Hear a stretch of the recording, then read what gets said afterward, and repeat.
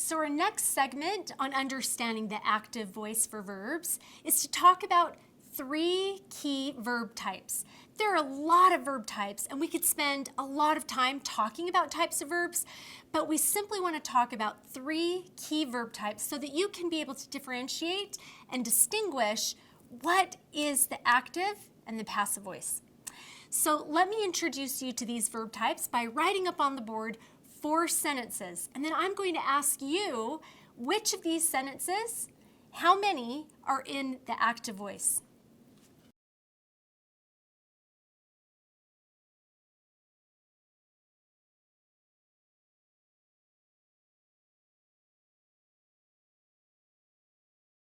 So here are 4 sentences. Let's look through each one. Now, if I were to poll my students, which often I do, and say, which of these sentences is written in the active voice, most students would say that 1, 2, and 4 are written in the active voice. So think for a minute what your answer would have been, but I'll tell you the correct answer is that only 1 of these sentences is written in the active voice. So now think through again which sentence you think is written in the active voice. And the correct answer is number 4. Gerald delivered the sushi to the lunchroom. That's the only sentence that's in the active voice. Well, why is it that 1 and 2 tend to confuse people?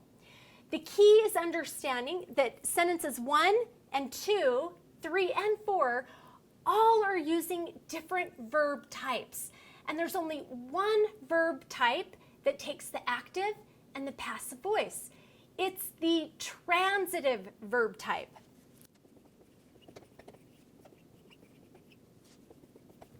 Okay, so I wrote the word cool because only the transitive verbs are the cool ones that take active and passive voice.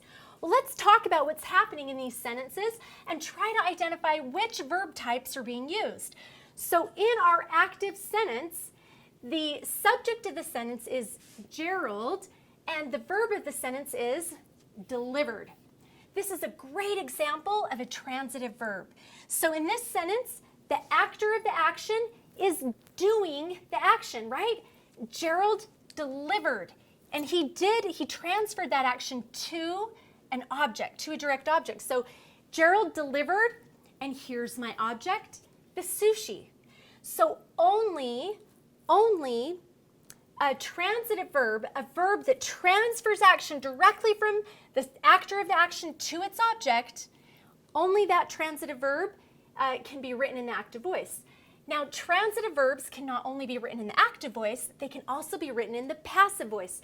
Sentence 3 is our example of a passive sentence, or a sentence written in the passive voice. So number 4 is active, and number 3 is passive. So in this case, the recipient of the action is functioning as the subject of the sentence. The sushi is our subject, but it's actually the recipient of the action of what's taking place. So in this case, the sushi was delivered to the lunchroom.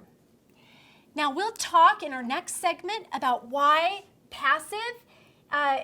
In this case, we probably wouldn't want to use it, but for right now, just remember that the sushi was delivered, passive voice, transitive verb.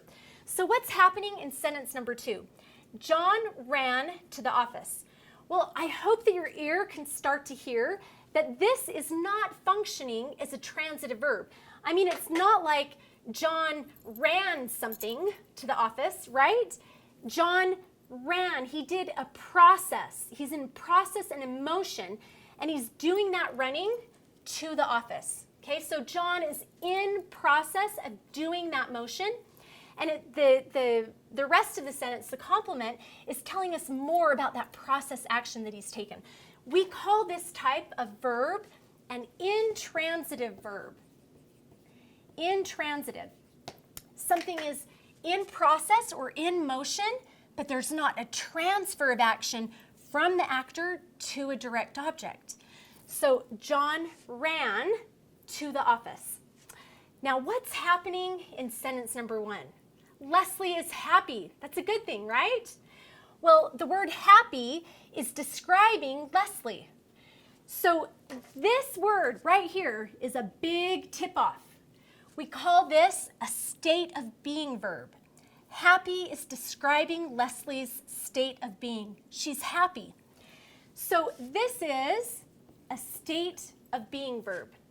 Now, often I can recognize a state of being verb by putting an equal sign above it. And what you'll find is that whatever's on the other end of that equal sign is simply describing your noun. And in actuality, happy is an adjective. So again, it's describing the noun. Even if I put this sentence in the past tense and say Leslie was happy, I can still put my equal sign above that was. I still have happy describing it. So again, this sentence also functioning with a state of being verb.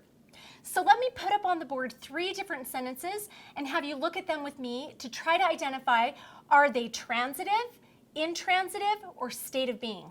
So the first sentence that I have up here on the board is Gerald ate the sushi. Now, if I'm trying to practice identifying my verb types, I want to pick out the verb. I'm going to underline it twice. In this sentence, the verb is ate, and then I want to underline once the subject. The subject is Gerald. So Gerald ate, this is a transitive verb because he did something to something else. He ate the sushi, which is the object. So I know that because I've got action being transferred from one thing to another, that I'm dealing with a transitive verb. In this case, it's in the active voice. The actor of the action is transferring the action to the object. So transitive verb in the active voice. Let's go ahead and put this sentence into the passive voice.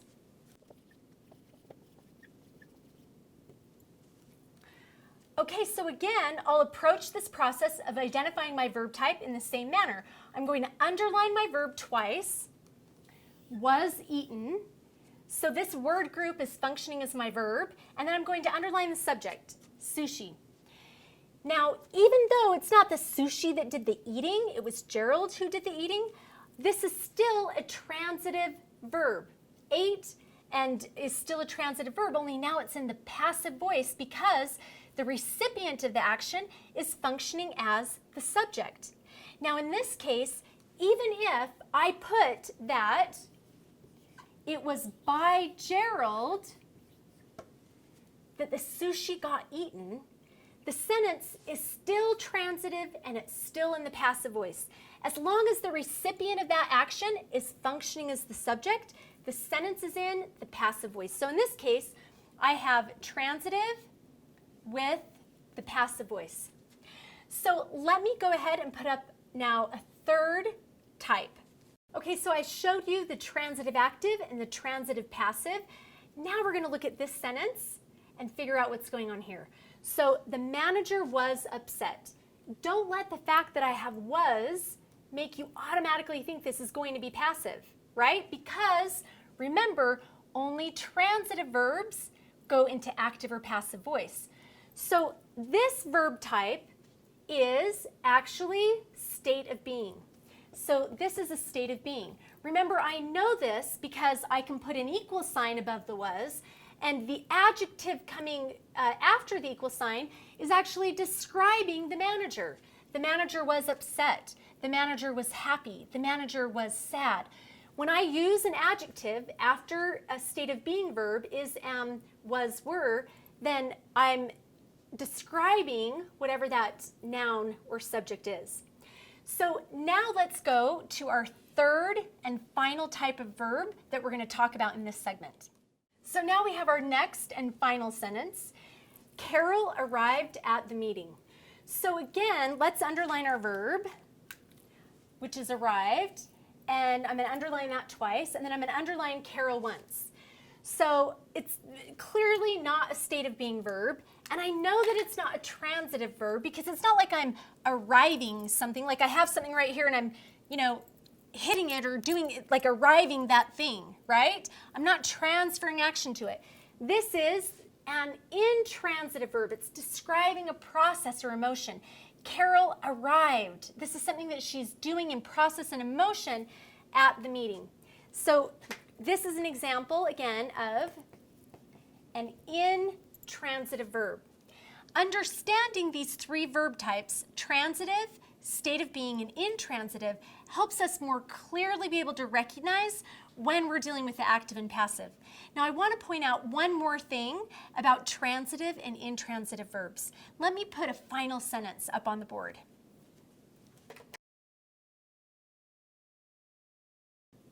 Okay, this sentence, let's underline our verb. I underlined the subject. John ran to the store. So again, it's talking about John running. So this is, I'm sure you guessed it, an intransitive verb. Or is it? I'm going to put one more sentence up on the board. Okay, so in this sentence, John ran the store. It's not like he's in the process and motion of running. Instead, he's actually transferring action to an object. John ran the store, as in he organized the store and he took charge of the store. In this case, the verb to run or ran is functioning transitively. And of course, this sentence would be in the active voice. So the point is, some verbs can function both transitively and intransitively, and you have to really look at the sentence and see how it's functioning in the sentence. Now, another tip-off is that, remember, an intransitive verb can't be put into the passive voice because it doesn't take voice. So I'm not going to say, to the store was run, John, right? It doesn't work. But this sentence, where run is being used transitively, I can put it into the passive voice.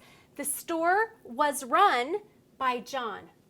Understanding these three key verb types will help you as you begin to recognize and use as a tool active and passive voice. So our final segment for understanding active and passive is to really look at when do we want to use active and when do we want to use passive. Well, in business writing, remember again, we are trying to write clear, strong, direct sentences. We want to establish who did what. And we do that best, typically, by using the active voice. Now, that doesn't mean that there's not a role for the passive. And sometimes we will intentionally use passive. It's a tool in our toolbox. So let me show you two examples or circumstances when we would want to use the passive voice. So I'm going to discuss two ways that we can intentionally use passive as a tool in our toolbox. So the first is to intentionally spotlight the recipient of the action. And the second is to minimize negative action. Let me talk first about intentionally spotlighting the recipient of the action.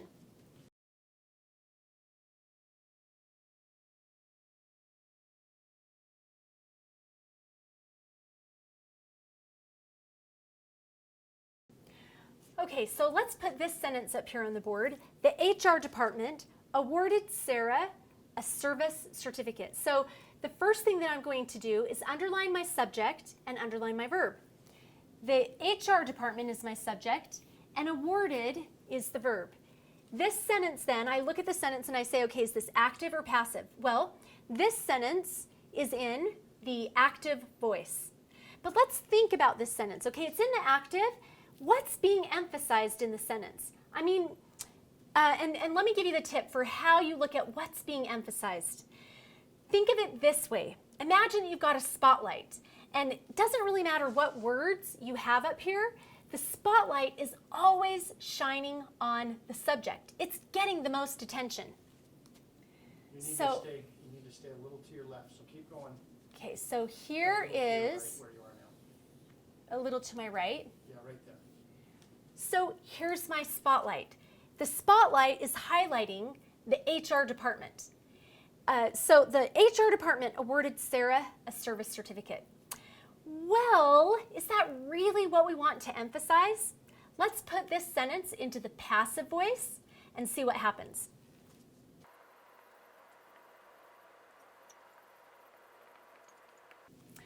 okay, when we take this sentence and we flip it into the passive, now, again, remember the subject is what gets the spotlight.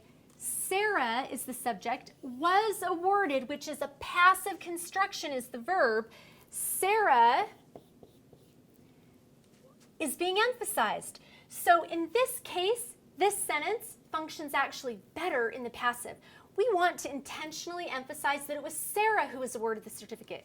Honestly, we usually don't communicate and probably don't care that it was the HR department who awarded the certificate to Sarah.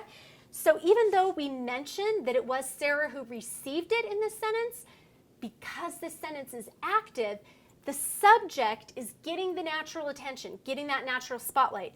This sentence works better in the passive voice, intentionally emphasizing the recipient of the action. Now let's move on to our second area where passive can be effective in business writing.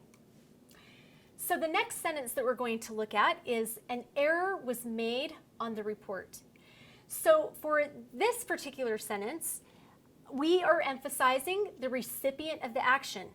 An error was made. We don't know who made the error because we've got it in the passive voice. I'm going to write passive here. So what I want to ask myself is this an effective use of the passive? Well, often when we're trying to minimize who did something, or typically some negative action, we'll use the passive voice. That's a great intentional use of the passive. I can recognize that it's a good use of the passive by flipping the sentence into the active voice. Just see how this feels.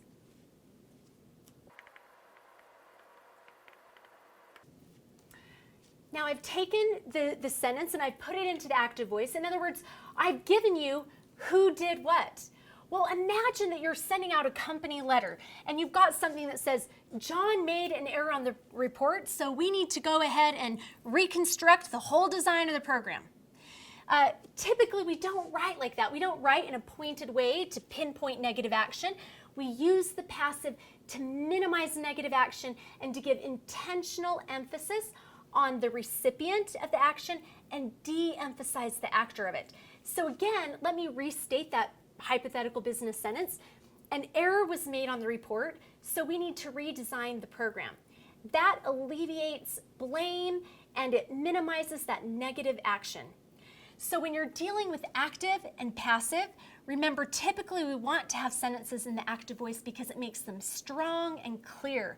However, there are two circumstances in which we can use the passive intentionally. There might be more, but these are two main ones. The first is intentionally spotlighting the recipient of the action, and the second is to minimize negative action.